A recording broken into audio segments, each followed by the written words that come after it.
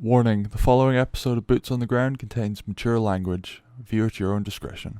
And it's like, we're not, it's like, perfects are peaceful and all this other stuff, and then someone goes, someone goes, why do you have all those surface labs then?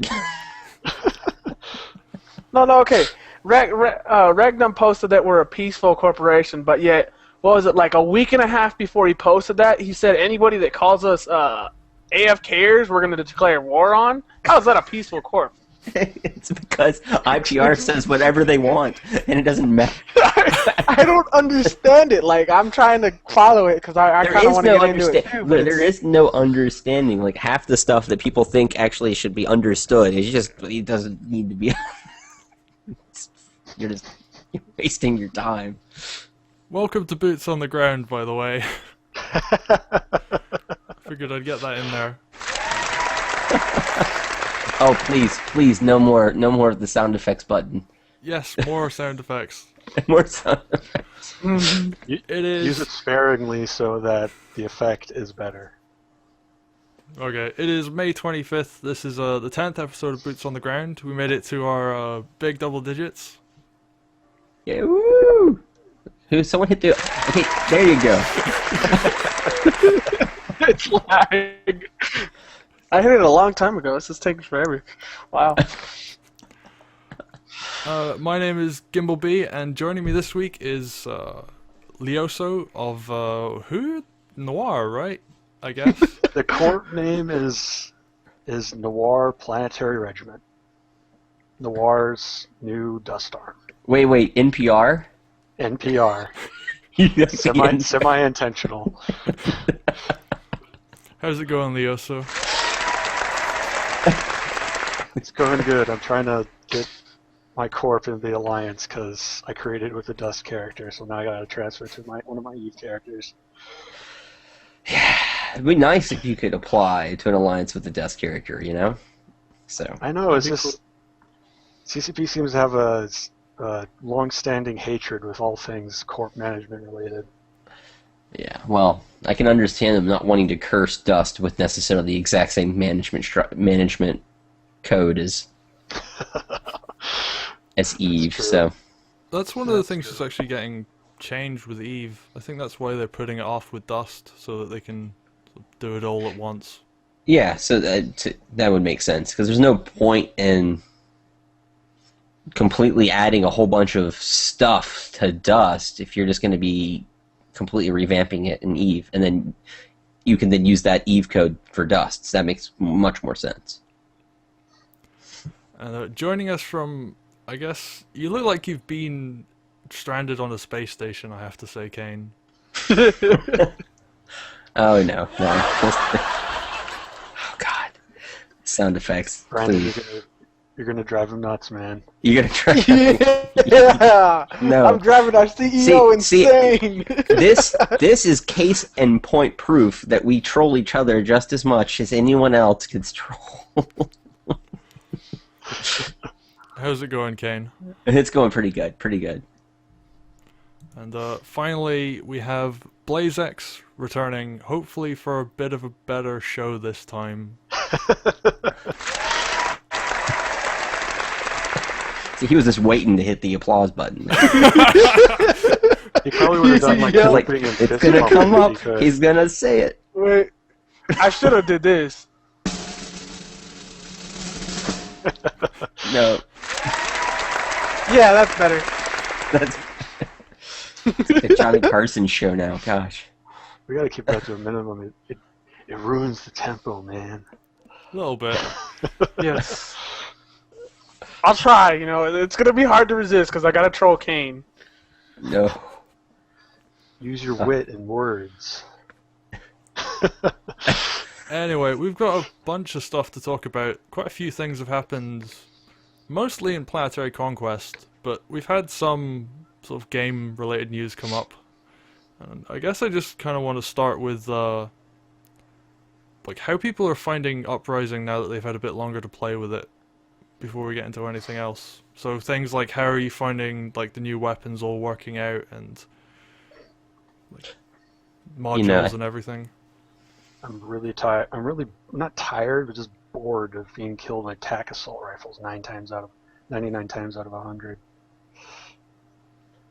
Yeah. And with the weapons, it's good and it's fairly well balanced, but it's everywhere. Well, I think it shows how much people want that range back. Yeah. That they lost. Like, and I know they've talked about at some point adding fall-off damage, so your bullets still travel. Someone mentioned this to me. A pistol in Battlefield 3 can kill someone out as far as 450 meters. Yep. You know, because it has, you know, it travels out and, you know, it still has damage. Now, this damage is greatly reduced at the far ranges, but it still goes out that far. I think part of the issue right here is we have this hard stop that just feels horribly artificial. Game lore explained or it doesn't matter. It just feels bad. I mean, if somebody learns to use a weapon and becomes precise enough with it to be able to hit something at a really far range, maybe, albeit with less damage, of course, with the fall off, like, you know, range fall off, so eventually it's doing like 0.1% or something just minuscule, at least they still have the satisfaction that they're hitting someone. It's not that... Yeah, it getting the hit indication. It doesn't feel like this little piddly, like, you're looking like, the map where you got the, what I call the crow's nest, you know, the ship under construction.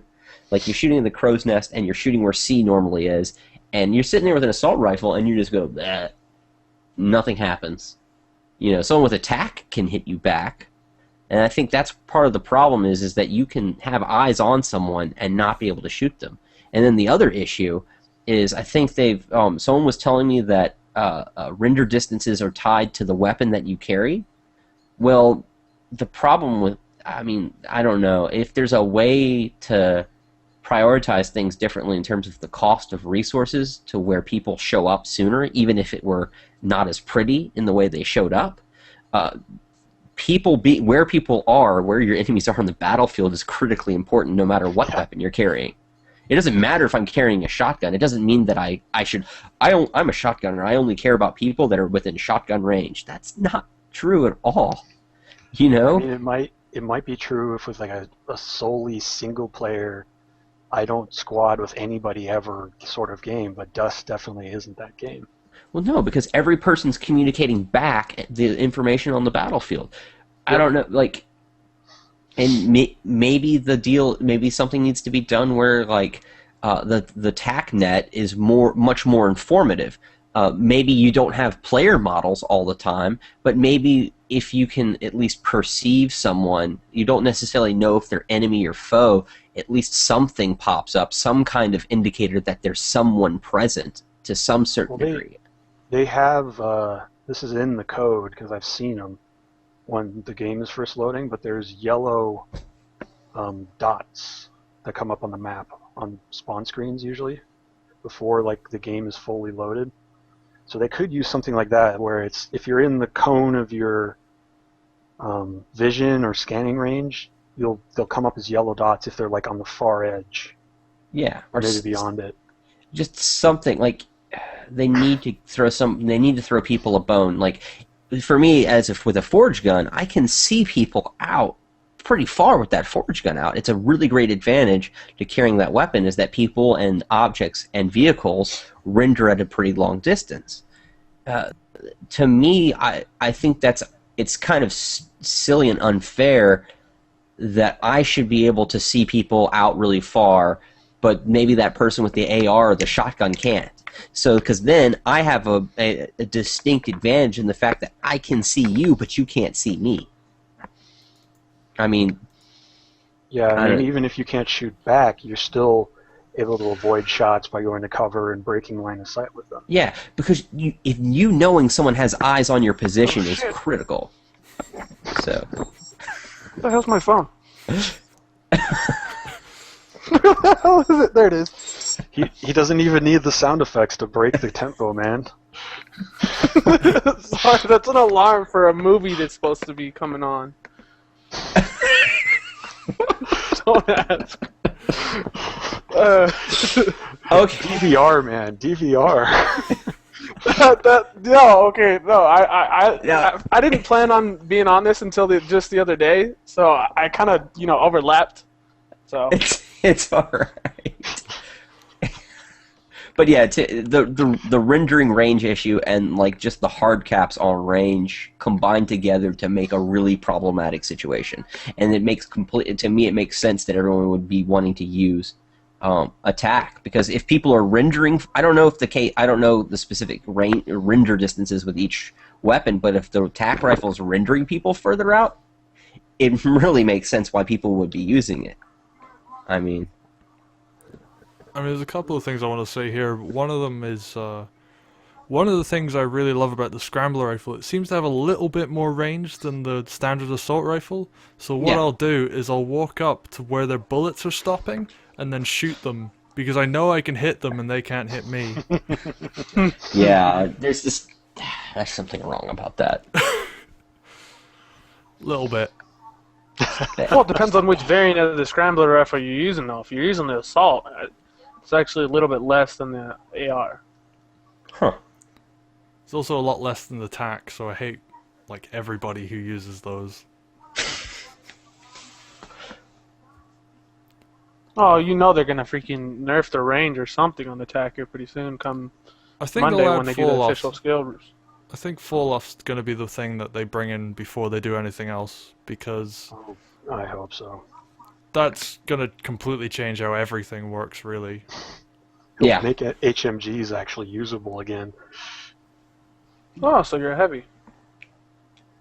I've played everything, man. I'm one of those. I'm an ADD gamer, and it's just like, ooh, that looks shiny. Let's go to that one, and then ooh, it's over there.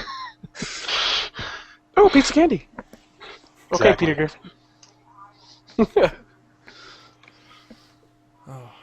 And, well, I guess the other thing was, that's how it works in EVE. So, That's it also just how makes my sense. skill plan works in EVE, yeah. Yeah. But yeah, also, the other thing that's kind of annoying about the TAC is it has, like, a rate of fire that's potentially higher than the actual full auto version. If your trigger finger's quick, or you got a quote-unquote modded turbo controller, yeah. Yeah, I was talking to, there's some things you can use a do with mouse. mice. There's some special mice that you can get. One of them is, Mice? it changes the scroll wheel into left click. So, as you're spinning the scroll wheel, it counts as, like, clicking loads. And Well, see, they have got to find. fast, so I mean, there's got to, like, the thing is, whatever they do to, like, the TAC rifle was pretty much worthless last build, so they have to figure out a way to balance it, I guess, to where that stuff might not matter.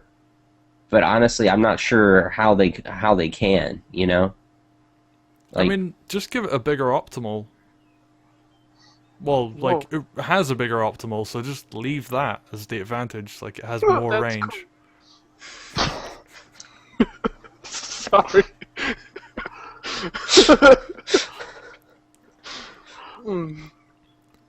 I'll stop.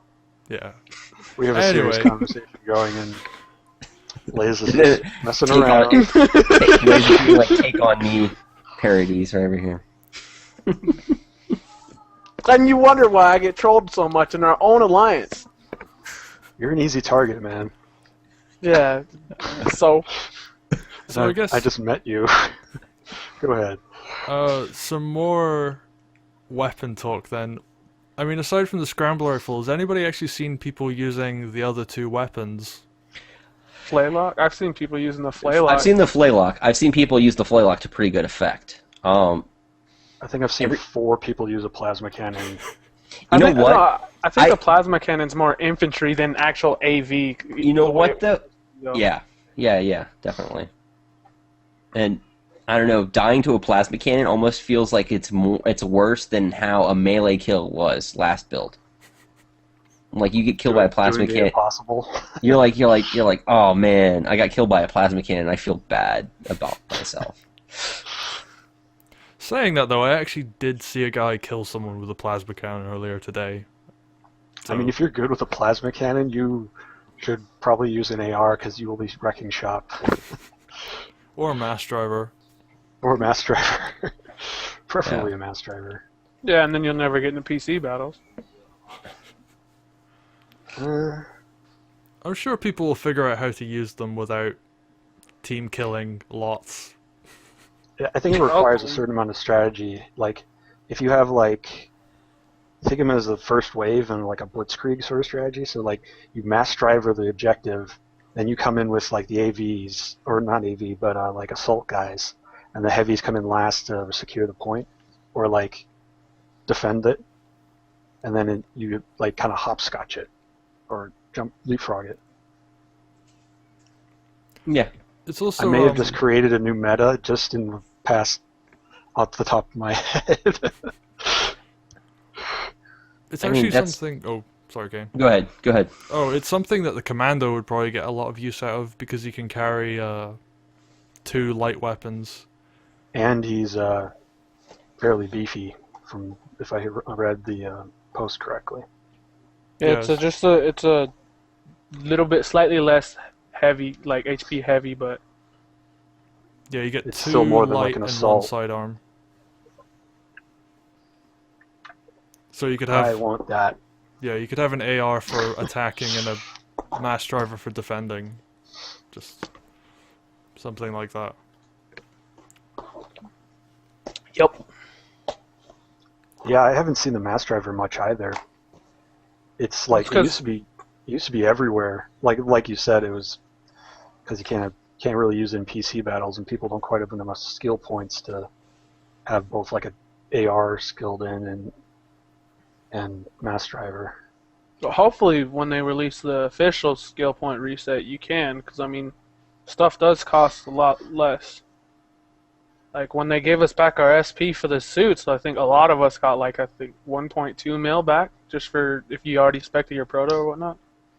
Yeah. So. And we're going to get a lot more of those back. I don't think there's a single person who's going to skill all the way into 5 with a basic suit now. No, well, like, look at it this way. Me and a couple of people from my alliance did some numbers, and I think it's just for an extra 500,000, you could have both the proto assault and a proto logistics suit for any race, if you just spec up to level 3 in the basic. Yeah, it'll be interesting to see what people do with the skill point changes. I mean, I definitely think that the reduction in the skill trees was needed. In some cases, I wish it had been maybe more, like more of a reduction, but I don't know. To me, it seems like they're stretching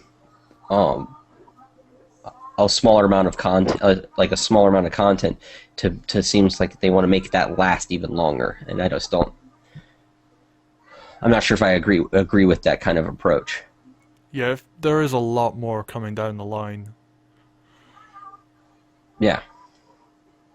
I mean, to me, that seems how you would keep the longevity going. Is the game's not completely filled out in terms of the stuff that's in it. If you look at if you take the stuff from CCP Presents at FanFest, I mean, there's a lot of stuff to add in.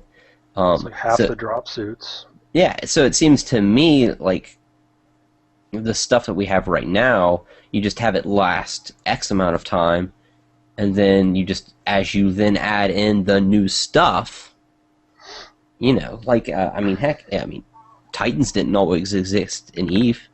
I mean, Capitals didn't always, freighters weren't always around. Like, these things were added in over time. They increased the longevity in terms of the skill tree. To me, that's a much better approach than taking a small amount of content that you may have at the moment and then stretching it out. You're just going to end up with people trying to grind through a small amount of content and being dissatisfied with the game, and then honestly they'll stop playing if the grind is too much for them. FPS gamers haven't stopped already, But Yeah. I guess we'll move on to contact nades just quickly before we talk about the placeholder dropsuits. So we were watching a video just before we started recording of the Betamax AWOX game, and Yes. the player No, it was Betamax AWOX Hellstorm, and still lost. Yes. Anyway, one of the things I was noticing during that game was the guy was using a kind of grenade that only certain people can actually get. You can only buy them if you already had them before they were removed from the market. M8 Carphinex contact grenades. And we were talking about whether contact nades were even like remotely good for the game at all. Because, well, I mean, right now it's completely broken because you can only buy them through restocking on a dropsuit. But Yeah, I don't know. I know why we weren't recording. Blaze made an interesting suggestion that could be explored. Is that instead of one, I do think there needs to be an ISK. Anything that has an OR version needs to have an ISK version as well. But the problem is, I think contact nades are kind of, as they are, kind of a silly mechanic. Blaze had an idea that instead, why not have it to be make it a skill shot, where you only get the contact nade effect if you actually hit a drop suit. That seems like it would make much more sense, because you have to directly hit them, and if you don't directly hit them, then it just explodes like a normal nade. I don't know how easy that would be to program or what, but I don't know. To me, after watching that video and watching the gameplay of it, it just seems, I mean, it's great for the person throwing the contact nades, but I know that's got to be a rather annoying way to have the game played against you. So.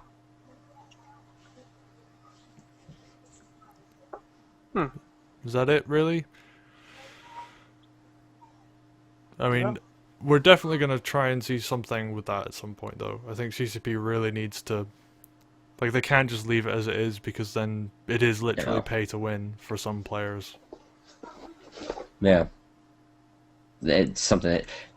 I think I didn't even know about the fact that you can just restock it from the suit. I bet you that's something that... I mean, that's something that probably needs to be adjusted, in all honesty. Because if they took it off the market, they took it off the market for a reason. Yeah. So moving on to a bit of a lighter topic. Placeholder suits. Now, I actually don't know what your thoughts on this, Arcane, because I know all the other CPMs seem positive about it. Jinza came up with this idea, and I think it's a good idea. Whether or not... Because right now, I mean, this game it's a released game. I mean, it's out in the environment, so whether or not an unfinished asset could be pushed through, I don't know. I don't see a problem with it, though, myself. I mean, if an Amar heavy suit for right now happens to look like the same as a Kaldari or Mimitar, heavy suit, I really don't see... That really doesn't bother me. That's not going to get under my skin. If people are making decisions for months down the road, especially if the skill grind is going to be like it is, then people need to have their choices available up front. And I really do think so. I think that is really kind of a necessary thing. I mean, I don't know. It just. I think it's a good idea. I question how easily or how openly it could be actually put into the game. But I mean, I would like to see it, though. I would. What are your thoughts, Leoso? I mean, I agree with Kane. I mean, it's like seeing a picture that's about like maybe 45% done and trying to figure out what's going on in the whole thing. I mean, it's obvious to devs like that their balance changes that they've implemented with Uprising and then in preparation for releasing all the weapons and drop suits. The fact that it's an incomplete picture, and the biggest problem is it's going to create a lot of friction between the players and the devs trying to see the reasoning behind their balancing choices and development choices.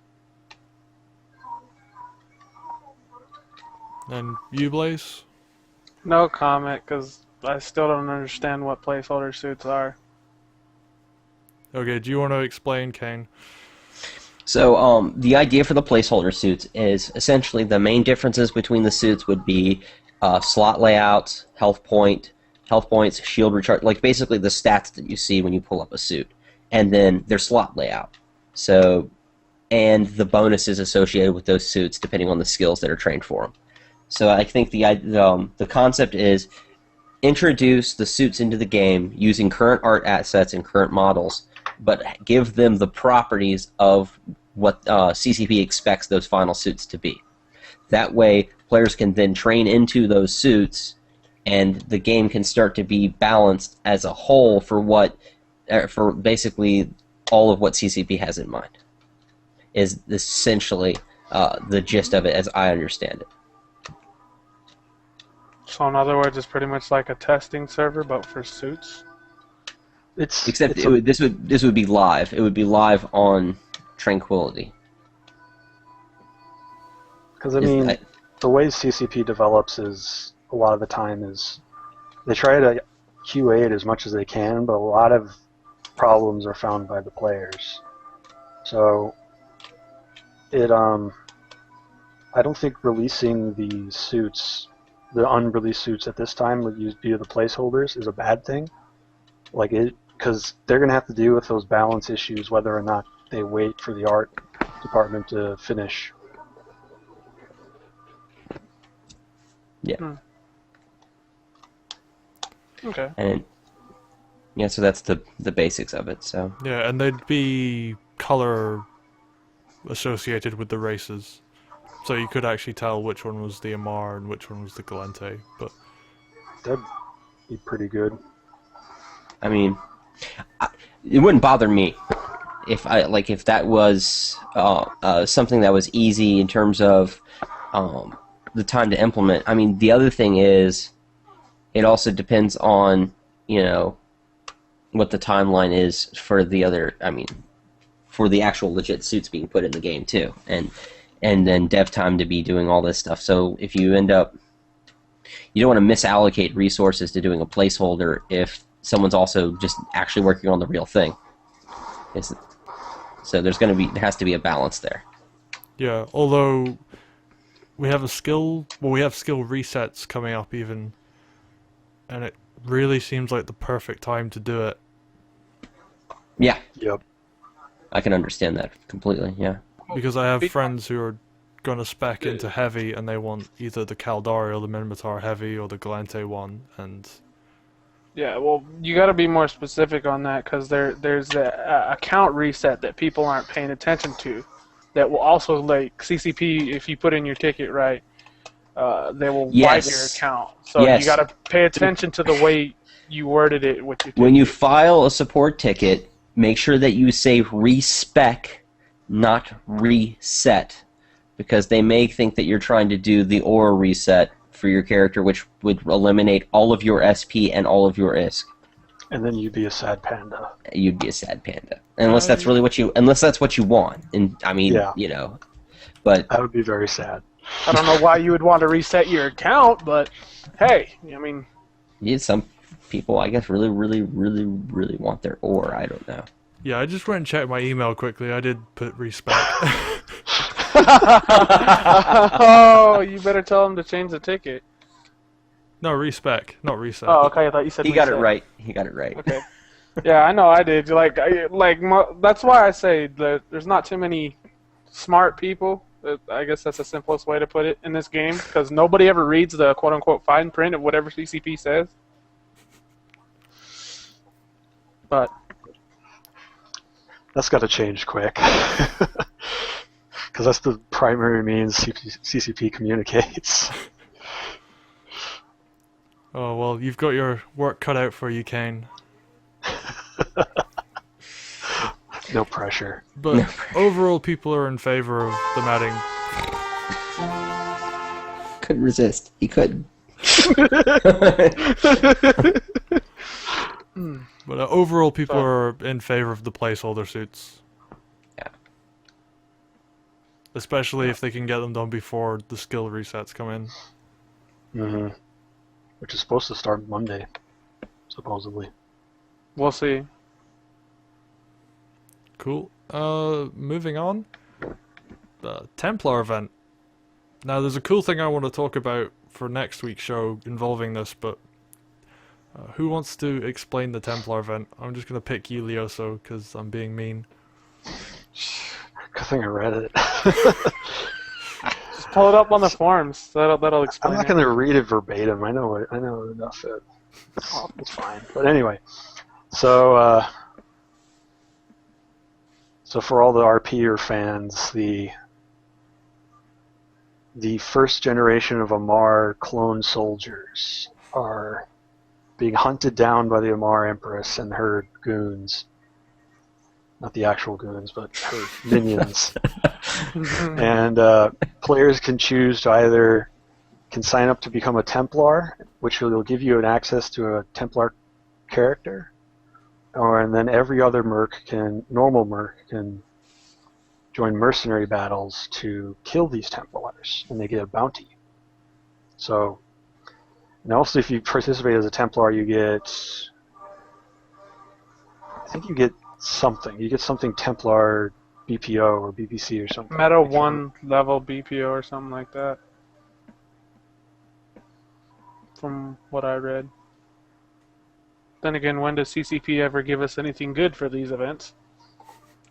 I don't know. It's that.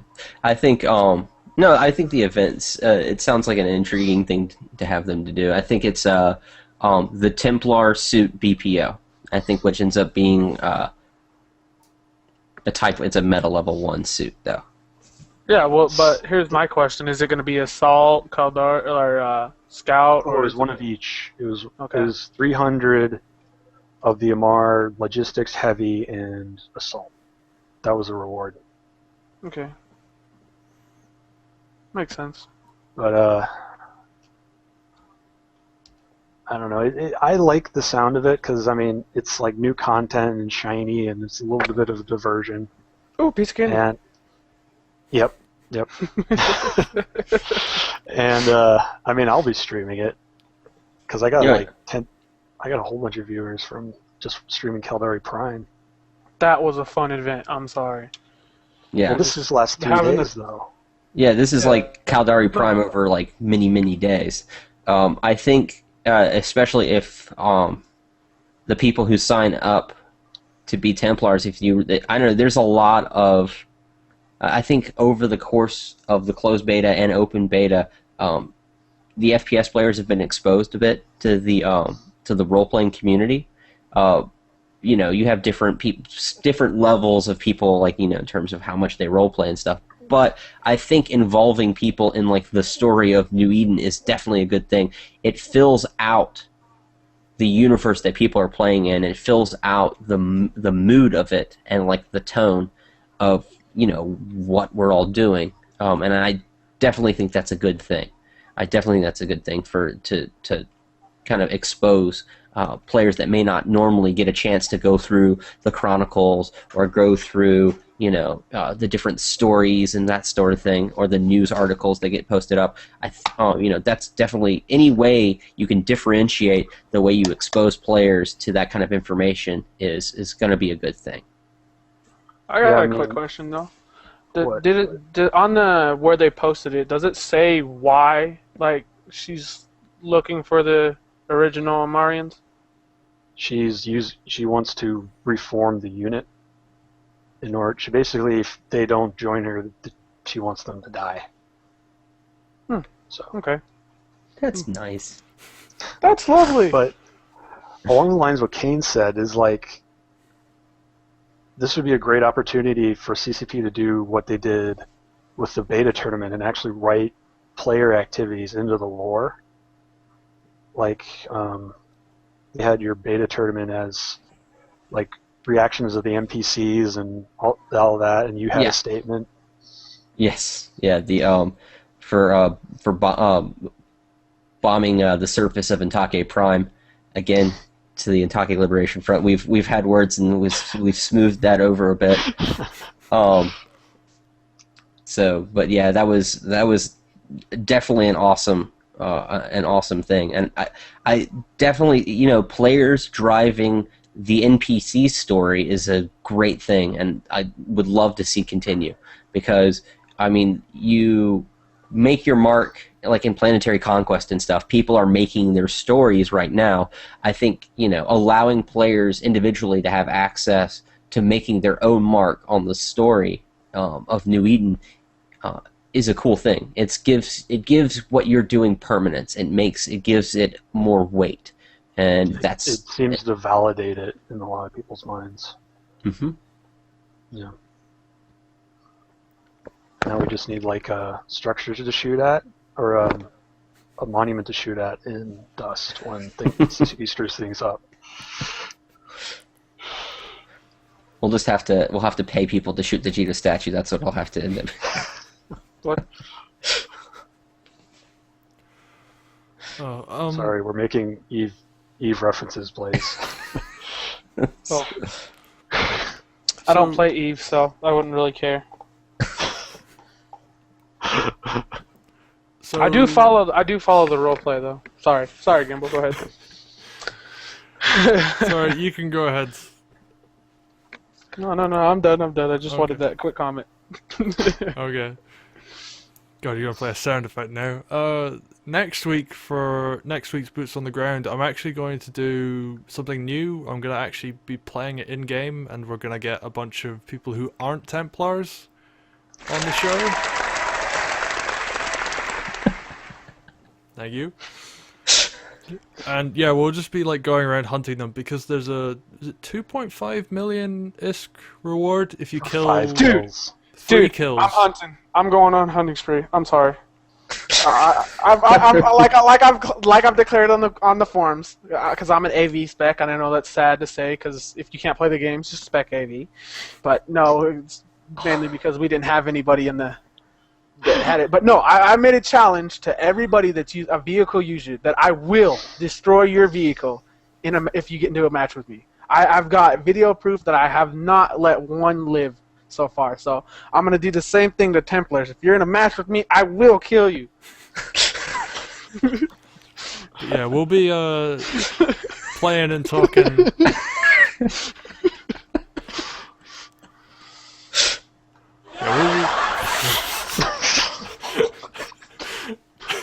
Alright. You're the worst.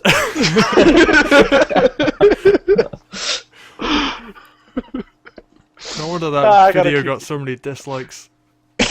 Oh, wow! It's because of me, huh? Wow. Oh man, that's pretty harsh. That's pretty. No, it was clearly because of Almighty. Sorry.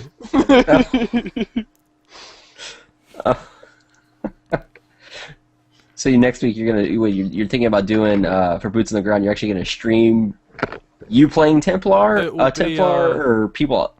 I'll have it up on my left, like recording Dust on my left monitor, and Okay. on my right monitor I'll have like the bottom row bit of Google Hangout. Yeah. So it'll be us talking about stuff that's happened during the week while we like play together and hunt Templar. Oh, there you go. Unless one of us ends up being a Templar, that would be. I signed up.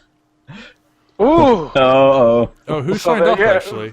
Leoso signed up. Alright, right off the back, Leoso, you heard my challenge, bro. I'm going for you. Oh man, we're just gonna be can like try. stream sniping you now as well. Yeah, I'm gonna be streaming it too. Ooh, even better. Don't give me a link or I'm gonna track you. No, give us the link. I want my 2.5 million ISK. I mean, I have like 170 at the moment, but I'll go Like I said, I can't 2.5 actually more. run a delay with my streaming software. Oh, you can have the delay. I'll still find you. But yeah, I'm probably going to be a Templar. I got there on like the first couple hours when it still had 2 pages. Do you know Sure. any of those PSN VIP people? Because apparently 100 of the invites are going to be given out by them. I know nothing about that. Like that, I thought that was like some guy fishing when I first heard about it. No, Frame confirmed it apparently. Yeah, that it yeah, is. that's what I heard. But when I first heard it, it was just like, it's got to be fake. Guess not. Yep. So if you know, well, I don't even know what a PSN VIP is, but if you know a PSN VIP, then you can get a Templar thing. I don't know what it is either. Quick, somebody Google it. It probably won't say anything, but still. But yeah, Anyway, Templar Event should be cool, and we'll be doing a show next week with us playing and hunting Templars. Should be good. and me. Oh man, I'm looking at the trigger. Oh man, I think I'll sign up to be a Templar. That'd be actually pretty hilariously fun. You need a spare character You need a slot spare though, character slot. Yeah. which is kind of disappointing actually, because I have BPOs on my alts, so I can't delete them. So, wait. We're going to have to, in order to be a Templar, you have to have a brand new account with no SB? no, you No, need you just have to have one an empty character slot. slot. Oh, okay. And then they give you the character, or? I'm really hoping for like of all level 5 character or something. They Okay, have now here's- unique names as well. Here's my next question. Can you be a Templar and do the bounty? Because I've got a lot of different accounts, like, so, but, see,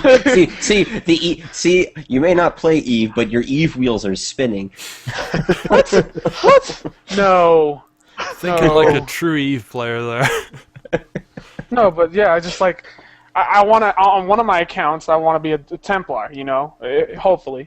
And then on my other account, I don't think you just- even need 2 accounts. You just need an open character slot, and then you can use your existing characters to actually hunt down the Templars.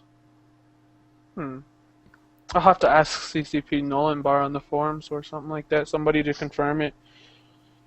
Just, But yeah, just to figure out. You have to get picked for it though.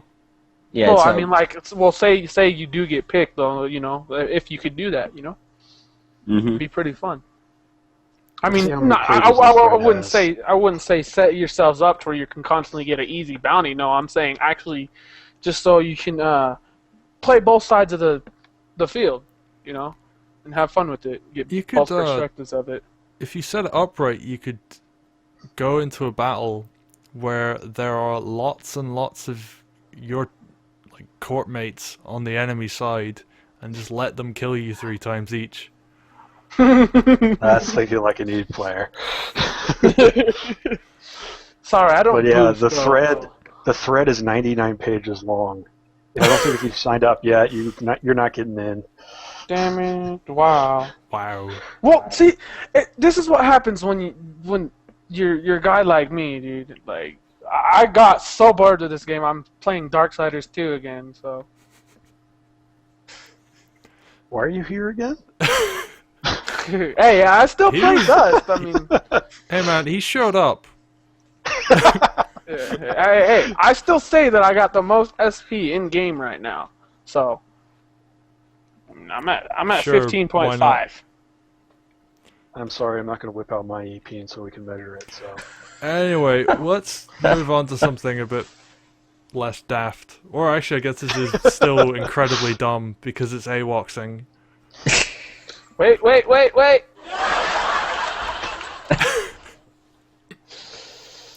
Who wants to start with the AWOX'ing? And we'll start with the mechanic first, and then we'll go on to actual stories. Let's go to Kane. I'll All right. tell. All right. Well, So the you have mechanic. story, Kane. Yeah, No, I guess we no, could. no. I'll explain the mechanic. You go to the instead, mechanic, Kane. Yeah. So the basic way you do it is you enter a corporation with an alt, like just one of the other character slots you have, and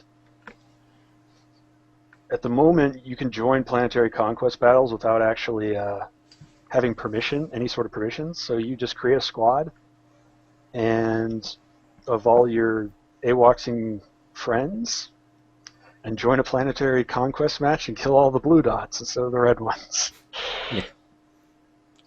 That's essentially Or it. you could just commit suicide over and over again. Well, I mean, that's the more tactical thing to do, but for the walls... for the walls, man. yeah. Yeah, and so before I'd heard the story about Dust Uni, and then I think it was with Grief University, and then there was the video that popped up of Betamax AWOX'ing Hellstorm, and Yes, thank you, Blaze. And still, Betamax actually was still actually Hellstorm still won the match even though they were being AWOXed by Betamax. So that was Although it should be noted that they only had 3 players on the team as opposed to a full 6. But even so, yeah. So it was only it was 13 versus 19. So. From what they posted on the thing though, they said they actually only had 10 players in there officially to actually play the match. Huh. Who knows? But because that's what they say on the forums. Because everything on the forums is completely accurate and always true. Hey, and unbiased. And unbiased. But please, enough.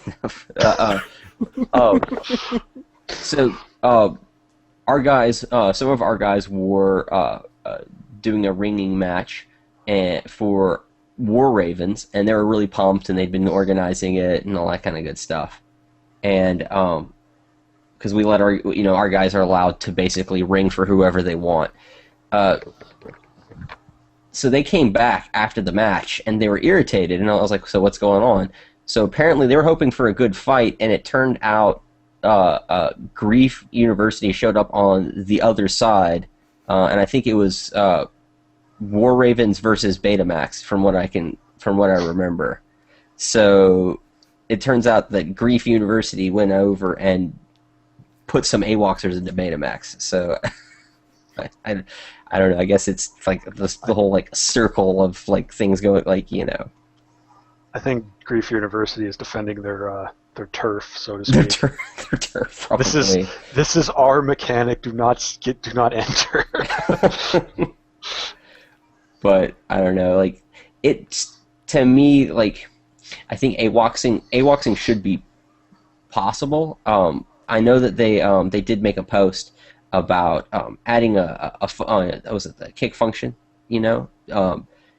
Whether I don't know how that I think will mitigate it to a certain extent, but I don't think it'll completely eliminate it, which I think is fine. I don't think you want to completely eliminate it, and eventually I would like to see roles that help you to manage who can go in and not go into Planetary Conquest. I think that's the end result. And then you basically, if you compromise the trust of maintaining those roles, so you rather than just joining a corporation is one level of trust. I'm accepting you into my corporation. That's a certain level of trust. But then actively giving you a role and saying, okay, stamp of approval, you're clear to go into Planetary Conquest, or maybe it's this person is authorized to bring people into Planetary Conquest. So like a squad leader role or something like that. That to me is better than that way, if you betray that trust, if you get to that squad leader role or something like that, and then you bring in a bunch of AWOXers, I think that's it. You put up barriers, but you don't want to make it impossible. Is what the thing. Personally, though, I mean, go ahead. Well, I think they shouldn't give us the ability to kick people, because I think it should be a preventative thing rather than you're actually mitigating the AWOX'ing when it happens. So I like your idea with the roles, but being able to stop AWOX'ing essentially when it's happening, I don't think we should have that. Well, to me, like the thing is, the ability to kick someone from a match, it would go beyond. First off, it would need to be director, CEO, maybe a field commander role, but I don't know about that. Mm-hmm. The thing is, you could have someone who's brand new who doesn't know, like an organization like ours, where it's very meticulous in terms of access, and it's very people that are well trained and all that stuff. That's not really an issue of a random person joining a match. But if you have large organizations like Dust Uni and stuff like that, I know they sure as heck don't want to be maintaining a whitelist. And if you put a whitelist in the game, the first thing that someone's going to do is say add everybody to the whitelist. People, it's just you're adding a monumental task to to stop it. But I mean, you may have a situation where someone joins a match, they lag out, their character crashes. There's any number of things that would make it to where you would want to remove them from the match and then get somebody new in. Maybe you can only remove them after they've been killed. Like if or there's something. any AWOX there. There needs to be, like, the kick function, I think, has uses beyond just AWOXing. In fact, I've seen the FPS community has asked for a kick function. I don't want, like, vote to kick is, to me, right out. I don't want people to, like, one, it would only be for Planetary Conquest, and it would not be for public matches. No kick function in public matches ever. But what I think, is that you need a way of maintaining your roster, and it needs to be balanced, though, so AWOX isn't completely impossible. There has to be, so maybe one idea that I've heard that I really like is that if you kick someone from a match, they're still in the match until you kill them. Yeah. Like, that to me, that, like, so rather than kicking them from the match, you're turning off their access to a new clone. And so you have to, like... The lore people love that solution. Yeah, so to me, and then you have to go through, and if somebody's AWOX, you have to go and commissar them to get them out of the match. I think that is a good, could be a potentially good solution.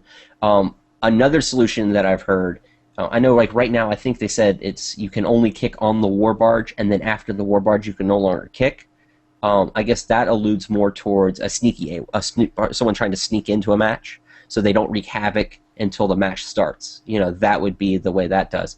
Another suggestion I've heard is you could have it to where if you kick someone on the war barge, the kick does not take effect until you actually get into the match.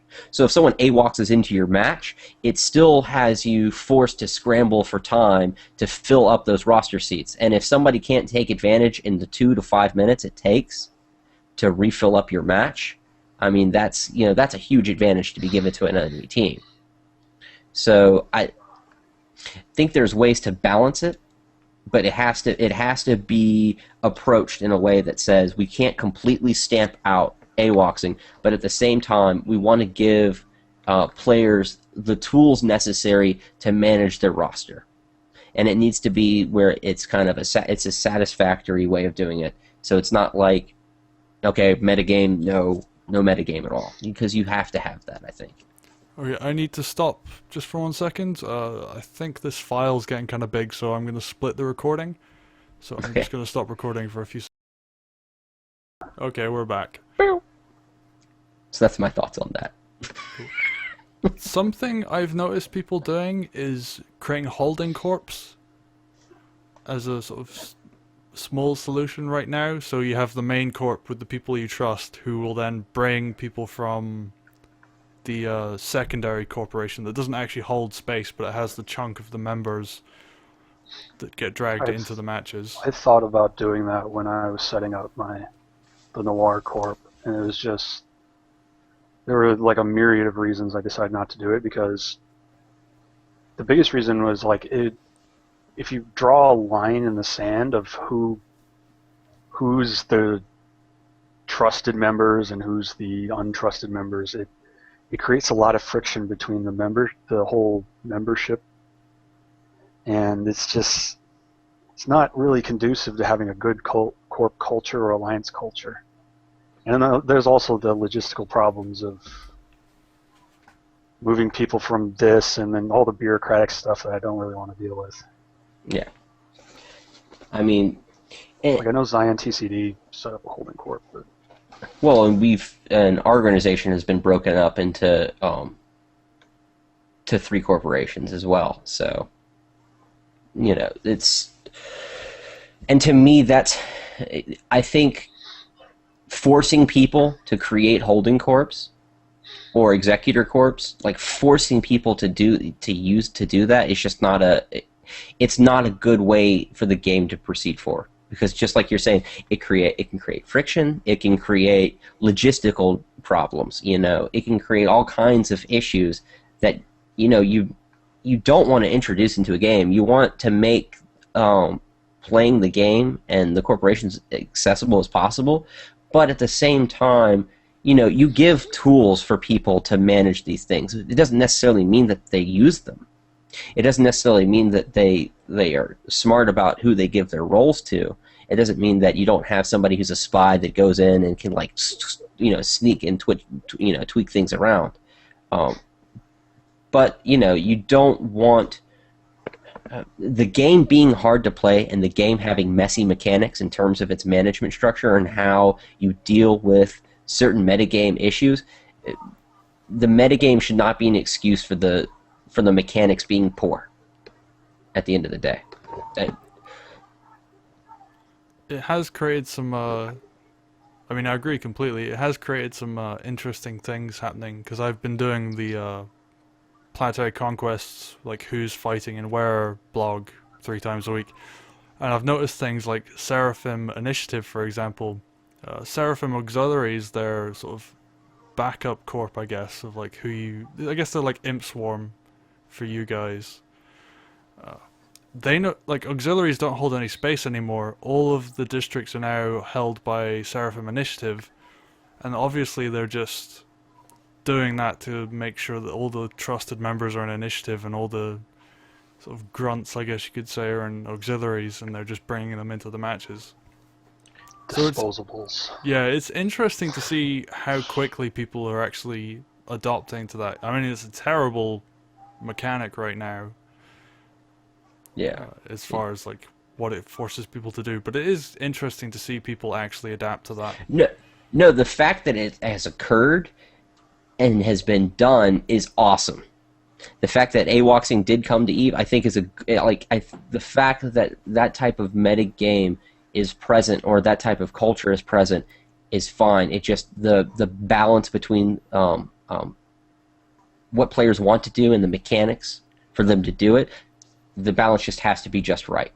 Otherwise, it makes it cheapens the gameplay in the end, and you don't want, it's a first-person shooter. You don't want the gun game mechanics to be of so little value because it's too easy to compromise them.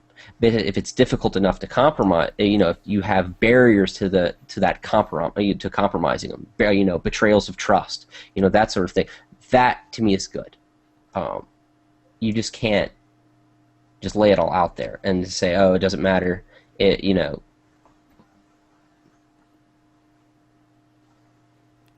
Also, I guess it kind of means that they have to go with a whitelist option now, almost, because that's literally what the players are moving towards themselves without the actual mechanics in place. I mean,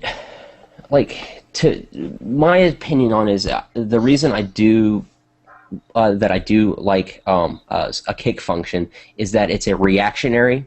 Like, to me, the end mechanic that I want it to be someone is attacked by AWOXers, and then you actively respond to defend yourself against the AWOXers, rather than preventative measures. To me, preventative measures, like, if you completely prevent, you can't completely prevent AWOXers from getting in, because then that just kills off that type of gameplay. I want it to be where you can be breached, but then you have to take an actual active role in taking care of that breach. Like, so it's almost like it's PvP, but just in a different level. That to me is better than just saying, like, some very passive method of control. That certainly is the more interesting one, but I would tend to disagree, because, like, I think the preventative measures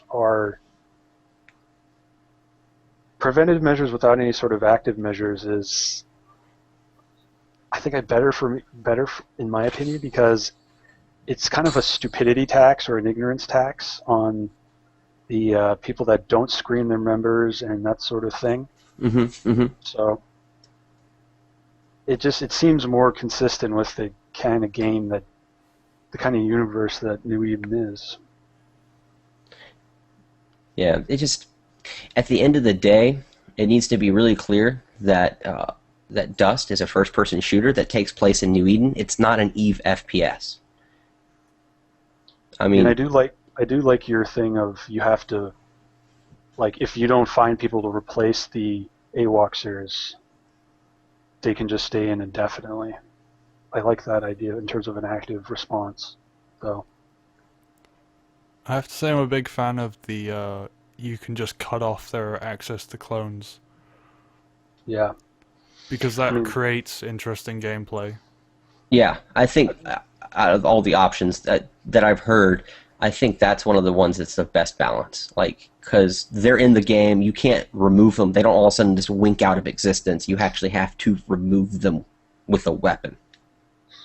It opens up gameplay like a single AWOXer, but it's just like the badass of badass snipers, and he just clears out the entire map, keeps it under lockdown. I think that is a good idea, but on a side note, Kane, you saying that this isn't a EVE FPS gameplay, I kind of disagree with that. The way they're making it is favoring more towards EVE players than actual FPS players. The way they have the mechanics set up. No, I'm just saying, what I'm saying is that going forward in the future, like when you look at a mechanic, you need to base it off of in the FPS realm first, and then you can look to the other options as well. So basically, if the Eve-like mechanic would completely break the FPS gameplay based on expectations or balancing or something, you think that should be the FPS should take the priority? Yeah, well, gameplay has to come first. The FPS gameplay has to come first, and then you can start working on the margins in terms of working in the tone and feel of New Eden. But you have to lock down the shooting someone in the face part first. I would agree. Okay. Any more AWOX'ing stuff? I think we covered some of it last week. I just hope there's more failed AWOX'ings. I love seeing those. I'm sorry, AWOX'ing isn't really cool unless they fail to me. It's funny watching those. I'll just say that oh crap, I can't even remember who it was. Whoever beat Betamax, they only won because of those broken hand grenades, clearly. Oh, Hellstorm? Wow, yeah, okay. Let's see, they also beat PFB, Seraphim. Yeah, there's a possibility they might be just unadulterated badasses. Okay. I don't care. If people get pissed off at me, that means they want to come on the show, which is good. I always like having more guests on. Conflict makes for good television. I mean, sometimes. Look at what happened with Giant. Yeah. Like, I ended up joining them. Anyway, moving on. This is more, I guess, slanted towards EVE discussion, but orbital bombardment mechanics. Whoop. My pop shield's moving around there. I mean, has anyone here actually done any orbital... Well, I know Kane has a bit. Yeah, Kane, we've got it on video. Kane's single shot kills the same guy twice in one battle. I had a covert ops with one gun on it. Ooh. And everyone said it was the weakest, sorriest OB they've ever seen. It was, dude. It was just horrible watching it. But it was so funny is the combat, like I decloak in the covert ops because I was just doing it for mainly to clear the field, and so I fire it. The name pops up. I can't remember what the name was, but the name pops up, and they're like, "All right, let's do it again." And it's like we only got one kill, so let's try it again. Do it. One name pops up. Happens to be the same guy, and apparently this was like a really small OB strike. Dude, so essentially it was one beam that hit the ground, just one, not a war barrage. A simple war barrage was bigger than this, dude. Like, so it's like wow. From EVE, it feels like this one player is just going squish.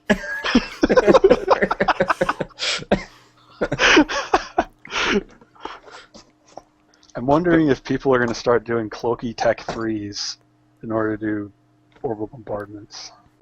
I mean, it seems like a cloak on orbital bombardment destroyer seems to be pretty standard. I mean, I've seen it a lot. I mean, the ship that me and David blew up had a cloak on it, but obviously they weren't cloaked because They flew too close to the beacon and then decloaked. So and on that note, don't fly close to the planet either. Like, what you shouldn't do if you're in a covert ops is leave your engine on and happen to be pointing at the planet, because even though it's hours and hours away, you will eventually hit it, and then someone will scan you down, blow you up, write a Duster's blog article about it, and then put your corpse up for auction. It's not actually, if you're on a district... Kane, how much are you going for now again?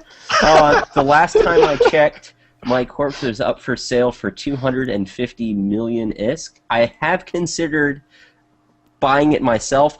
Also, we have considered potting myself and then selling my clones to kind of start like a market going. But I can see it now, like CPM clones. Get them today. Freshly frozen. Kane, how much did you pay me for that guy's frozen corpse again? 10 million. I gotta steal for it. See, the best part of the description is, I think it says like "ew," imperfect CEO. Man, I'm gonna have to pod you now. Hey, Wow. you have to Kane, find you're me setting first. yourself up, You bro. have to You're find setting me yourself up. first. Well, we're actually at war with each other now. Yes, exactly. Oh, here it comes. Yeah. So no fleeting with each other anymore, I guess. Come on, Well, it'd be fun. You just gang up with You me. can and still then- have friendly conversations. There's nothing wrong with that. Dude, I'll just happen to when- shoot you every now and again. When it but- comes to fighting people, I'll fight you, and then we can go have a beer afterwards. I really don't care. Okay. Perks of being immortal. Yeah. Wow. You can If only. you can bring your ship with one gun and see how that goes. Well, if either of you need any orbital bombardment assistance, you know who to call. You guys actually, we got in a fight with Noir on day one of PC fighting, and you guys I brought think we two kicked assault kicked frags your and killed asses. one of our catalysts. Yeah. Dicks. He did the arm progress. We were in Molten Heath for the longest time, and I think we came there like a week before Planetary. 2 weeks. We came on the 6th, basically. So A week before. yeah, and it's like we had some interesting battles, but nothing like we had this one battle with, like back when orbital bombardments were just for faction warfare. We were protecting the faction warfare orbital bombardment, and we had a great fight, but nothing of that level with the actual Molten Heath planetary conquest. I have to say, I actually have a few stories myself from OBing. The first one is, I think either Fox4 said 100 kilometers from the beacon, or I misread, because it's actually 10 that you have to be within the beacon. So when I was doing orbital support for Synergy Gaming, I was wondering why, because I didn't know about connecting to the district or anything, because there's no real material out there that tells you how to do planetary bombardment right now, which is probably something I'm actually going to do. It's on the Eve wiki, but If you go to the in-game channel with your Eve character, Dust space OB, there's a link to the wiki on how to OB. And if you need questions about how the heck you do this mechanic, those people have been OBing stuff since closed beta, so they'll be happy to answer questions. Yeah, but I'm going to do a video on it anyway, because Yes, yes. I think I have most of the footage needed for it too. I'm probably just going to do it a couple more times just to be Oh, sure. dude, that'd be awesome. I will totally put that in the message of the day. Cool. So when I first did it, apparently they called in an orbital strike, and then I guess 5 minutes later or something, I actually dropped the bloody thing, and don't kill anyone, which is actually a good thing because I could have easily wiped out my entire team. I guess it's a new way of AWOX'ing that's going to come up at some point. Orbital there's- bombard your own team. I swear there are some goons right now wheels just started spinning in their heads at Mach 10. Oh yeah, where's Cerebral Wolf? Oh wait, no, he's not part of it no more. Never mind. Where's Mutan? Nope. I'll send Mittens a mail. Yeah. But yeah, I think that's going to be the ultimate troll. The other time I did an OB, I was like, oh, I'll turn off my interface and it'll look great. And then I was like, oh, I don't get to find out who I killed now.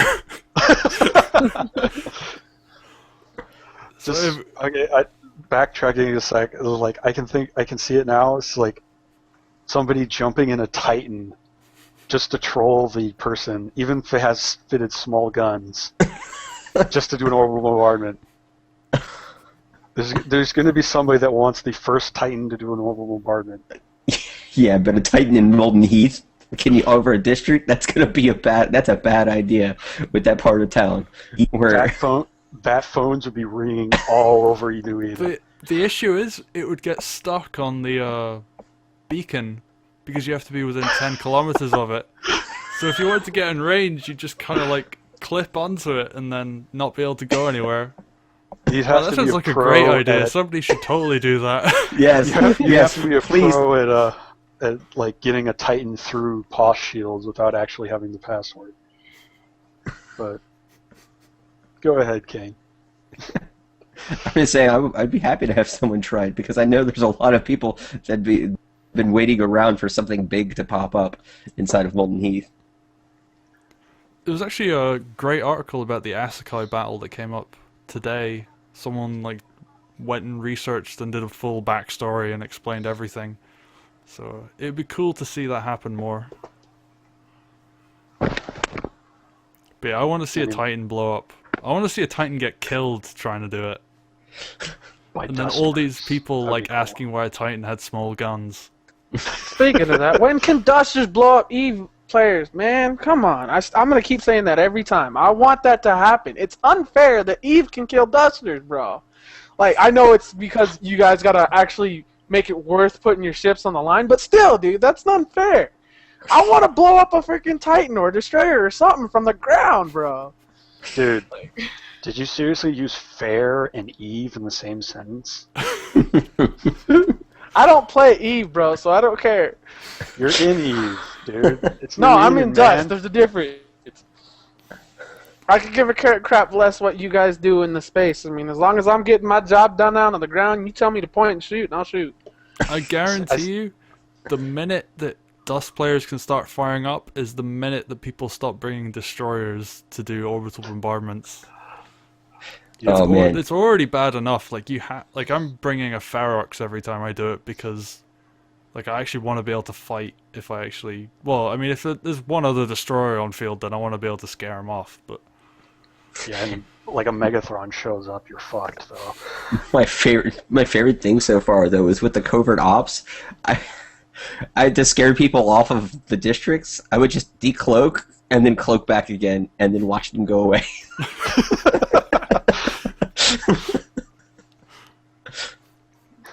yeah, Blaze I guess looks so lost. people are pretty scared. I just don't really care. You know, you guys talk about your Eve, bro. I'm gonna stick to Dust and FPS stuff. I don't care. So I can see why Kane's the CEO instead of you. Dude, okay, I've already said this. If I ever get offered a director's position, I'm going to turn it down immediately. Dude, I hate having too much power because it always gets abused. People always abuse their power. Oh. Blaze, we're going to have a talk after this. I wasn't talking about you, Kane. I'm talking about Gunner. Oh, the paper. Gunner would just bury you in paper, that's all.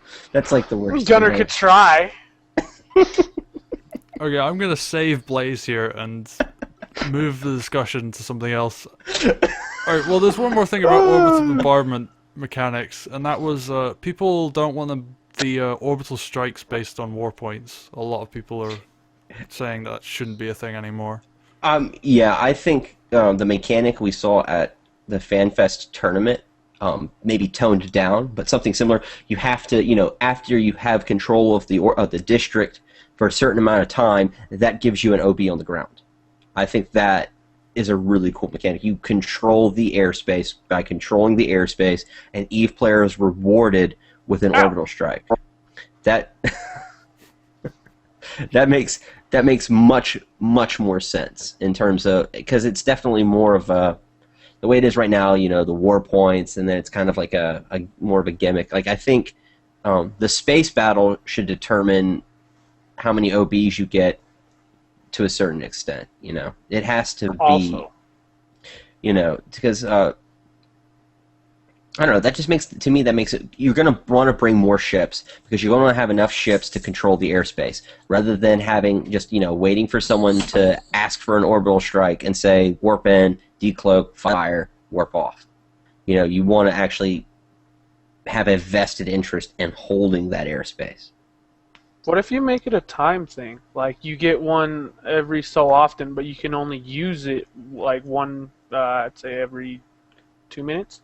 I don't know. Well, I think there's a way to balance it. The way they did it in FanFest, the FanFest tournament, was, I think you took a minute to capture it, to capture the satellite, and then every 30 seconds, the team on the ground was given an orbital strike to call in. I think if those time frames were expanded, you could end up with a pretty interesting mechanic. Because right now, it's about 3 to 5 minutes, maybe more, to get enough war points up on one squad to do an orbital strike. So you make it comparable. You give a time of controlling the district satellite for a certain amount of time, initiates your ability to get orbital strikes, and then after you've captured it, you then hold it for a certain amount of time, and, you know, after this duration of time, you then get an orbital. I think that's would be a good mechanic to explore. Because the reason why I say make it a time thing is because, say you get somebody that's extremely dominant EVE side, and they just own the beacon. What is the other team gonna do? They're not gonna be able to get that many orbitals. Yeah, I don't want it to be like. That's why I'm saying it does need to be. There needs to be a time factor to it. That way, there's a maximum number of OBs in a duration of time that you could have, because you don't want the entire field just completely covered in orbital. I mean, maybe in null, that may be a thing, but for right now, you need, the FPS game has to happen. You can't have the FPS game completely stop. Yeah. Yeah, because I mean, orbital bombardment can make or break a battle. You know, you could drop it on a whole team, and that'll turn the tides to a game, or you could miss and drop it on yourself, like Delta Force does, and lose the battle.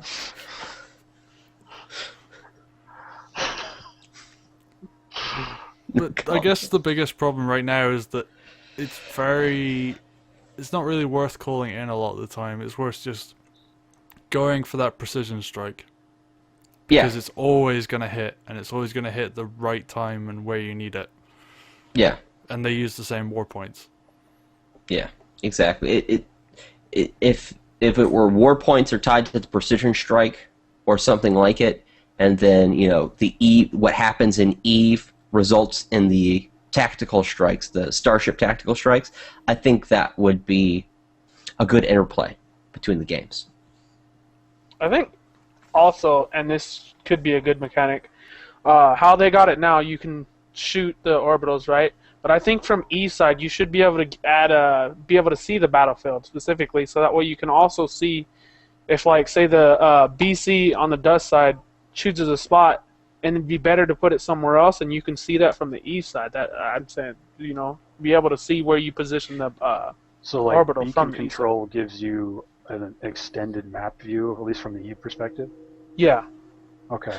Well, that'd be cool anyways, to be able to see your orbital strikes hitting the ground, hitting the target. I wanted like a first-person cam with someone caught in the orbital, but I don't know if that's going to happen. A kill cam. I imagine Eve's install size would go up considerably if they started trying to add that in. I mean, it'd be cool, I mean, but yeah, you'd get more people that want to play EVE and more people that want to play Dust if you added stuff like that. I mean, I play it now because it's a cross-platform game, and you can't really find too many games like that. Yeah. I do think that the direct interaction between the games is one of the strongest selling points of the game. in terms of catching people's interest. You're like, what? There's people, telling the stories about someone, hovering in space and then firing ordnance from a PC game, and then it goes into a console game and blows up somebody on the ground. I mean, you can't really find that anywhere else. Yep. Okay, well, you mentioned Delta Force. They aren't really around anymore. Actually, God. Orion Empire, Sorry. their alliance, pretty much off the map at this point. They started with, I think it was 40-something systems, or districts even. Yeah, Now they're down to maybe I didn't know it was 5? that high. It's down pretty low. I think there's one Orion district somewhere in Tartaven. I think it's like Rebels of Quebec. That may be it. But in terms of Delta Force, I think Delta Force is completely off the map. That means I'm wrong, because I said they weren't going to be around last week. Well, here, let me check. That. I can check the map. They're holding that one system just to prove me wrong. It's one district. Let's see. For Orion, Rebels at Quebec. I think they still got one district left. I'm looking for it on my list. Unless Rebels of Quebec left the Alliance, then that would prove you. Oh yeah, they hold Adol 2 District 1, apparently. Although it was under attack last time I saw. Oh, it's still under attack. Okay. Just gotta wait for the reinforcement window to see they're still on the map. So next week, they're not going to be around. Ah, good. Our attack on Red Star was successful. Sorry, I had to... Damn it. I was wondering if we had enough people on there. Yeah. Is that you're trying to... get him on the... And it'll be the timing. Here's the battle. Here's putting... No. Actually, that brings up a good point. I really wish there was a way to see Alliance matches in-game. The... Spectator mode. Or Well- even just having them come up on my court battle list without me being able to join them.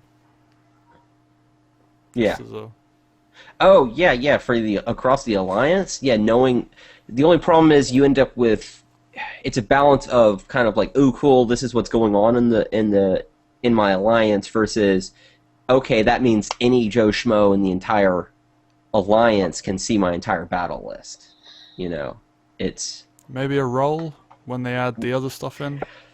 see, and now we're ending up and then we end up with the problem of how many rolls are we going to end up with, and what's the way to manage all of these roles and stuff. So it's like a really bad double-edged sword that seems like you really want to be able to do stuff, but then you're like, and then spies.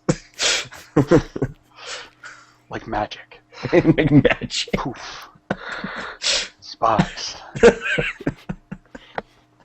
Also, being able to see court battle timers. Like the Alliance ones are up for debate, but being able to see the court battle timers from the Eve side would be really nice. Yeah. I think we, right now, I think you get a notification. Yeah, that's only on defending though. Yeah, It counts down to when it's supposed to start. Well, Yeah. Eve's side, you have almost no planetary conquest information available. Honestly, I would love it if an option for your map was to switch it to the dust map interface. I think a lot of people, honestly, what the UI design team has done with the dust map is fantastic. I mean, I've had numerous Eve players say, "Oh, I would love to have that map." I mean, to me, that seems like if you could just rip out the dust map and throw it into Eve, that would be awesome.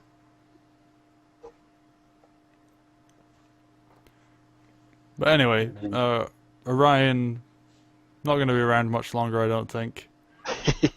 They were the third biggest alliance coming into PC.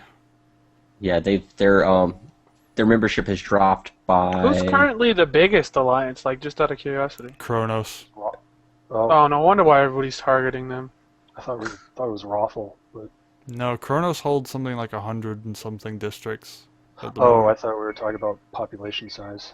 Oh, I'm talking population size. Oh, right. District-wise, Cronos are way ahead of everybody. Well, yeah, EU time when you logged on, EU's got a player's got a early log on for it. Like all EU players, from what we were told, got an advantage to when they logged in compared to everybody else. So they got first picks at districts. But even though they had that, they're taking systems. Like their system count has actually gone up quite a bit. Yeah, it'll be interesting to see how things play out. Yeah, why are we fighting each other? Why can't we just go kill Cronos together? And because there's certain things that have to be taken care of in Hrober that and I can't say who's been. I go where the money goes. Cronos are in Hrober now. I go. No, there's no Cronos in Hrober. Hang on, there is Cronos. No, there's no Cronos. No, Not there's in Grupo Hrober. de Asalto. Matoken and Odester have a bunch of what the French. There may be some new neighbors in Hrober. That's all I can say. What, goon feet? What are you talking about? I've never heard of this. And Dust University. You didn't hear it here, folks. Actually, they aren't in Hrober. No, they're on. Although Tartaven has definitely seems like the place, or however you say it, it definitely seems like it's the hot zone of the map. Ealdulf actually is. Oh, even more so. Yeah, if you go to my blog and I'll link down below. If you go down there, you look at how many systems are always under attack. I mean, 2 weeks ago, or not 2 weeks ago, not the latest blog, but the one before that, there was 6 systems that weren't under attack. Wow. Okay. Nice. I keep calling them systems as well. I should probably stop doing that. Districts. Stupid Eve terminology.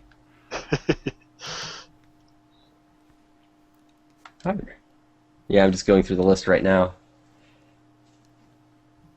Also, I have to say, Sever are doing a pretty good job at holding on to all of Bassaeus. Nobody important is attacking them, though. That's why. Sever got it easy right now. Just wait until somebody from a bigger name is actually attacking them, whether it be Hellstorm or somebody else. Yeah, they're because going to start fielding an entirely prototype fit tanks because they have loads and loads of money in their wallet to sponsor replacement programs. Yeah, they're going to be pretty damn rich. Because nobody's attacking them either, at all, really. That's what I'm saying. Nobody's challenging them. I mean, that's a fair point, but they're going to be crazy rich when someone significant actually does attack them. True. Also, one thing before we move on away from Delta Force, there was a thing, a bug that prevented you from losing systems, and I don't know if Delta Force actually did this or not, but people claim they were, and it's a good segue into talking about it. Yeah. Well, I think some of the investigations showed that there was irregularities in the districts in terms of how they generated clones. And it wasn't something that was caused by player action. It was just something that was buggy with them. So I think there was some original speculation that this alliance or that alliance actually actively did something.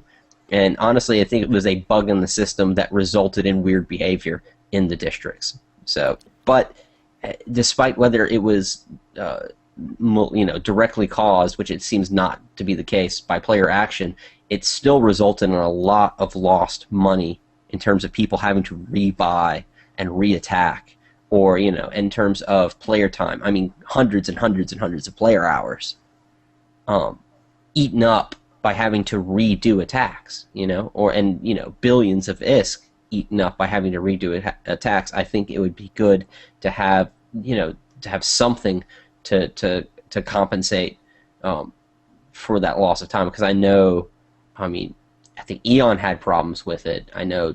I think Cronos had problems with it. I know, but with negative feedback, we got lucky. I think we only had, for sure, we only had a problem with one district, not actually flipping when it was supposed to, because the clone generation on it was messed up. But it's something that's exceedingly frustrating, because you guys, people plan out they go through and they plan out these campaigns, and then they get at the cusp of, successfully, defeating their enemy, and then all of a sudden to have it not flip because of some kind of bug or issue is just something that, it really doesn't go over well with people in the community, I think. And I think I was happy to find out that it was something that was not directly caused by players trying to, fiddle with something. So, Yeah, I mean, No I'm not games this accusing time. Delta Force or anything. It was just their name was brought up when Yeah. I originally heard about this. But it's good to know that it was not players messing with it. It was just a bug. Yep. Noir and Pink Fluffy Bounty Hunters have split ways, and I guess we'll just get Leosa's thoughts on this, seeing as you're the CEO. So what happened is the bounty hunters have been dealing with a lot of stuff lately. So, their CEO had other time commitments, so he had to step down. They've been doing pretty bad in planetary conquest, so morale's down. And then a lot of their A-team players have jumped corps, most notably to internal error, and yeah. And so the Pink Fluffy Bounty Hunters is actually it left Noir mercenary group, and they actually disbanded Pink Fluffy Bounty Hunters, and it's just Pink Fluffy Bunnies now. And now Noir has created its own Dust Corp, headed by me, and it's called Noir Planetary Regiment. So, you mentioned, I believe it was Internal Error picking up some players here. I'd love to get Kane's comments on this. You wouldn't share earlier. Negative negative feedback has acquired certain A-team players to the Four, if I count organization. correctly. As for the exact numbers, I can't go into, but Okay.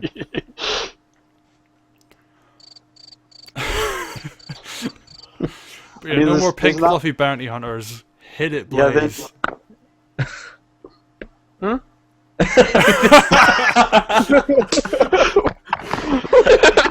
We'll try that again. No more Pink Fluffy Bounty Hunters. Hit it, Blaze. Oh, okay. I'm actually a little disappointed in that, to tell you the truth, because I actually like going up against people. You gotta hit the hat. You put on. Oh, this one? Oh, I was gonna go for the other one. Which the one? Sad trombone. Oh, wait, this one? Okay, well, wait. Oh. Okay. We got it. I'll edit it. It'll be fine.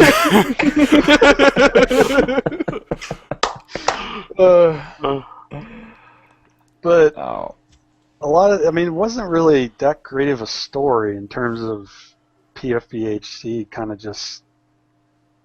It's kind of just shit happened, and nothing really spectacular went on. Well, That's what I'm most disappointed about. They were fairly notable though, so it is kind of They sad were to see them very go. notable. I mean, they won Kane's open beta tournament. Yeah, and Quite handily, if I remember correctly. Yeah. Well, Yeah. it was actually a pretty close match from what I saw from the video. I think they won by 5 ticks, right, Kane? yeah, but the can't remember. clone count actually split out pretty far near the end. But for a while, it actually was a really even match. Yeah, with that, they kind of rose on everybody's radar, and now they're just kind of gone. Yeah. They're out of, as far as I know, they're out of taking mercenary contracts. I may be wrong, but Yeah, well, Well, rumor has it that they're trying to go back to ROFL, so... I don't know. Well, I mean, I guess if something would be interesting, if people want to look up, is you could always look up and see who was in the tournament match and where they ended up. That's what I did. I'm guessing there's an article coming on that. There's a few articles, but... Right. Moving on. Eon versus negative feedback. It finally happened. Originally we were kind of like... Well, we were helping each other a bit in space, although that was just me and Kane wanting to like gank people because it's fun. But we're properly fighting it out right now. Yes. In fact, I think one of the matches just ended with... very ominous, yes. I think one of the match between, I think it's Red Star and Imperfects just wrapped up just a few minutes ago. But, you know, it's nothing personal. It's just a matter of a client was interested in clearing out some areas, and so we were happy to oblige. Fair enough. But sadly this means we can't fly together, like, for the moment. Yeah, it doesn't mean you can't. I mean, I you mean, can still fly together. no, but we can once in a while you get the yeah. you'll get the occasional bullet to the face, but you can still squad together. Yes, gang, work to gang member. AWOX'ing of epic proportions. But yeah, it's just for the moment. I guess Eon just needs to, well, either win or go fight Cronos and take some space off them. No, we want you over here now. Or you could just, take the easy way out and just leave. Just saying, Or they can pay you guys more.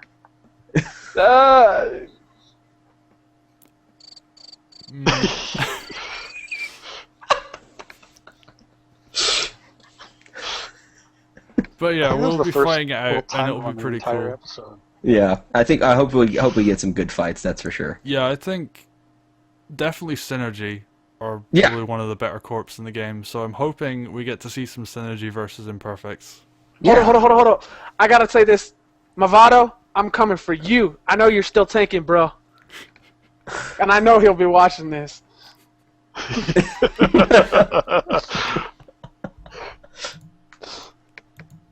I was just checking to see if he was on Skype, but oh, he couldn't get Hangout to work actually, which is kind of a shame because it's a really good piece of software. Yeah. But yeah, I guess that's all for Eon versus negative feedback. Good fights and all that. Yeah. You probably won't get to Orbital. Oh, actually no, because we set all our timers to when I'm asleep, which is kind of annoying. Yes! Oh, sorry. Wait, no, I want to kill you too. Oh, sorry. What will happen? All the imperfect timers though happen to be when I am awake though, so hopefully we get to like attack you guys so I can actually get in on that. But why would you want to attack us? because you're attacking us. Not on purpose, though. We're getting paid to do it. There's a difference. Sorry, we're accidentally taking over your space. It is. I mean, it's just good business, bro. It's just good business. Anyway, moving on. We've only really got two last things to cover, and one of them is pretty small, which is Dust Uni now have districts again, or add district again. Yay! You guys aren't gonna like crush them, are you? No, probably not. I think. I mean, unless someone's really evil and pays us to, which would be bad. Like, I don't think anyone would want. I don't know. Like, I just don't see that happen. No, great. Now watch somebody be like, hey. I can think of one person who might, but it'd be a little bit of an indirect thing. I think Alexei of Card might do it. Saying that, though, what the French are actually taking a foothold right next to, or actually Cronos in general, are in Odesda now.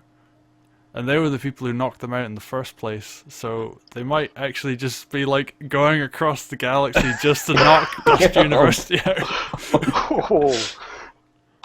Oh. Yeah, I guess we'll just have to see how it goes. Oh. Just because you said it, Kane, someone's going to hire you to take out Dust University. And it's Dust just going to University break should your just heart. pay you I'll guys. just have to set. I don't know. Maybe I'll just have to set my price. Oh gosh, but then they would be. I'm not saying anymore. Right, last subject. I guess final thoughts on planetary conquests. You know, it seems. I know that they're planning on doing the timer that the dev post about changing the timers to where if you successfully take a district, it's then online. I think that's definitely a good change for the time being. I think it could be done more elegantly potentially in the long run. We'll just have to see. I know that I've heard complaints from everyone on all sides of the fights that it feels like a job to go out of your time zone, whether it's one way or the other, bash somebody, be successful, and then be punished with a crappy timer at the end of it. It's like it seems like you are getting punished for winning. So I think it's a good change. Fix the lag. Yeah. Oh, yeah, did you see the Pyrex video of him playing Court Battle, and the lag was just Horrific.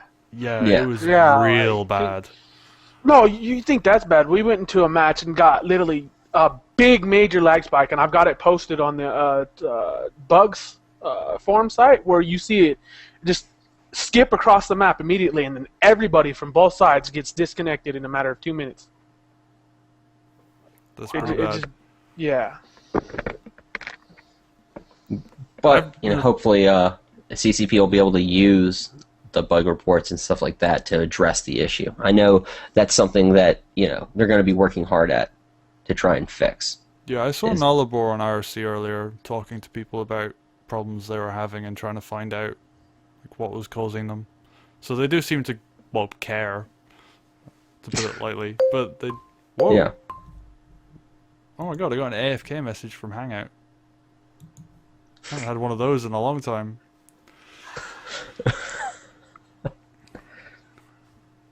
Sorry for the people tuning in to see that. Oh well. Yeah, I think Planetary Conquest, it's still got issues and they still need to tweak things, but at its core level, it's a very good content driver because even if you aren't actively participating, you can watch and it's something to aim for, which we kind of didn't have before it was brought in.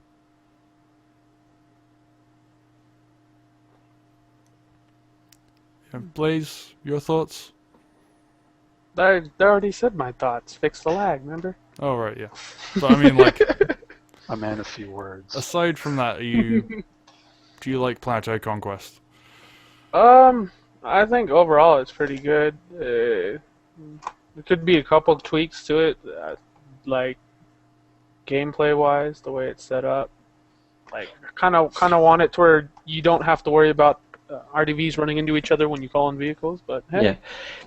Yeah, that kind of one thing I think that could greatly improve Planetary Conquest though is if you're going to have a fight that takes place over the course of 3 days, they need to have it feel like there's more progress. Like maybe the first match is like it's like an orbital. They need to have like this is long term though. They need more game modes, and those game modes need to play into the fact that it feels like as you win in Planetary Conquest, you are progressing forward, like in a campaign. So maybe the first match is this, like, you drop in from orbit type of deal, and it's like to get through the big shield or something, because they're the way the lore is, you're only vulnerable to attack at that one specific moment in time. The rest of the time, it's completely defended. You can't penetrate into the district.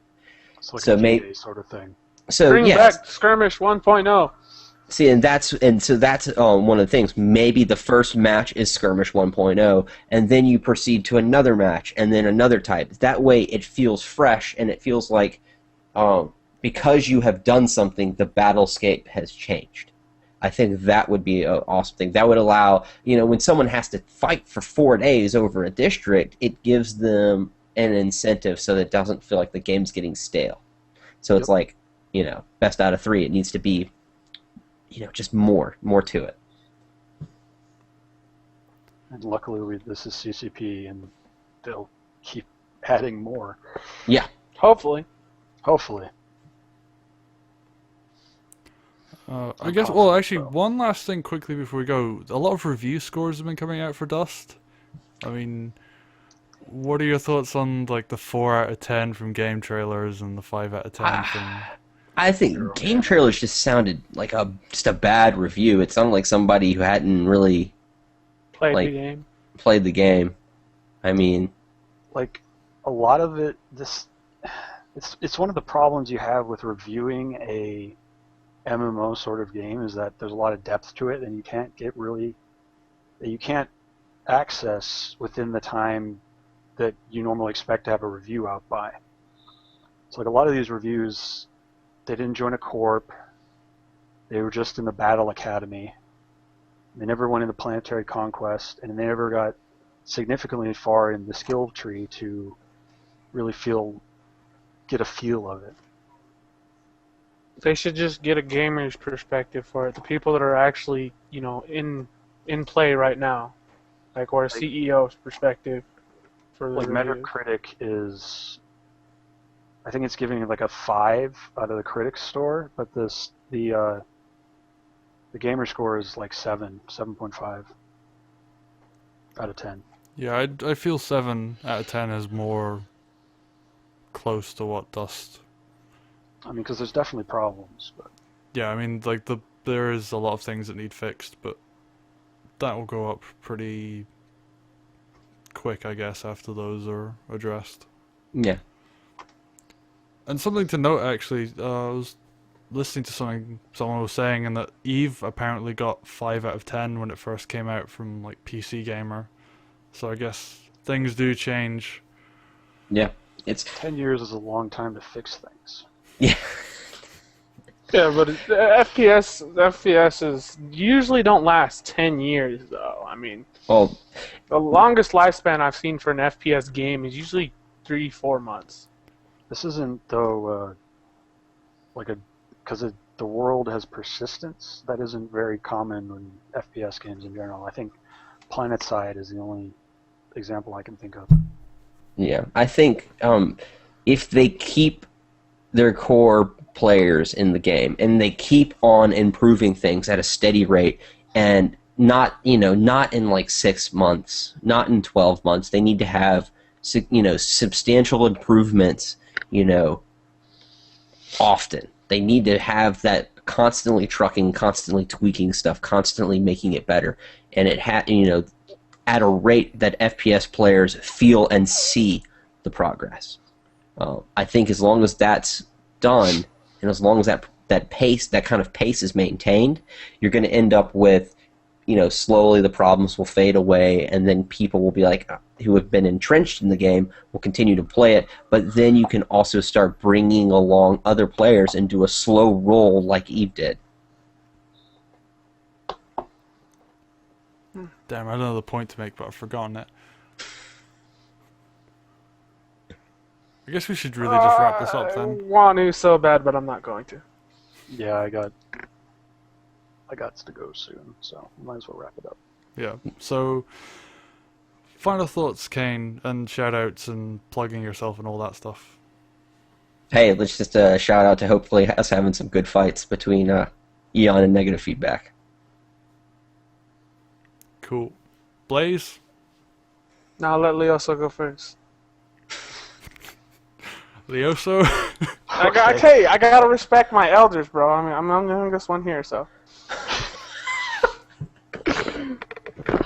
Okay. I guess shout out to the Pink Fluffy Bunnies, best of luck to you. And shameless plug is join Noir Planetary Regiment. Represent. Wow, you're just like begging for AWOX'ers. There is a recruitment process. There is a recruitment process. Okay. Yeah. Blaze. Yeah, just shout out to both alliances that are going to be participating in the soon-to-come epic battles of PC, you know. And hopefully somebody takes the battle to STV, because I'm tired of seeing them, oh, we've done this and done that, you know. Just As they whatever. sit on their hoard of gold and Yeah. funds. Yeah, but money isn't everything, bro. You can have, you know, millions and millions of, no, billions and billions of IS, but I ain't going to help you if you ain't got no player skill. There'd be a That's lot it, of they're people actually that pretty disagree good. with you. Oh, I'm just saying, you know. Oh, and yeah, I'm gonna do my usual shout out. AV vehicles, come at me, bro. You know, step up to the plate. Let's see if you can survive. But that's just about it. Okay, well, I'm gonna do mine to actually ROFL. For a bunch of ROFL people read my Frontlines article, which hopefully people will actually start submitting more stuff to. I know Leosa did, but I've been kind of tracking stuff down, and I actually made a mistake in the last one, which was saying that ROFL was actually an alliance or coalition with Cronos. Some ROFL people weren't very happy about that. Yeah, that confused the hell out of me. Yeah. I mean, it was just like me skim reading forums and misreading forum titles and stuff like that. Which I probably won't do anymore. Professional grade journalism right here, folks. Yeah.